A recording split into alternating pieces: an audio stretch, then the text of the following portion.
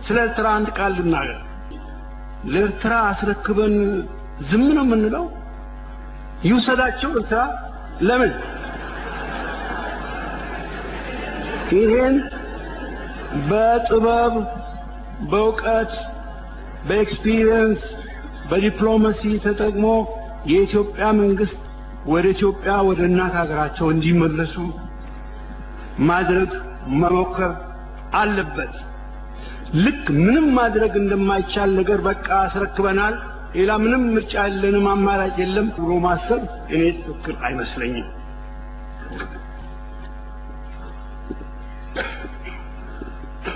ከዚያ አኳያ አቶ ቡልቻ ያሉትን ለየት ባለ መልኩ ወስደዋለሁ። ለምን ለነሱም ተውላቸዋለን የሚል ሐሳብ አላቸው። በኢትዮጵያ የሀገር ሽማግሌ ደንብ ሊባል የሚችል አመለካከት። ስለዚህ ተገቢው ክብር ሊሰጠው የሚገባ አመለካከት ነው።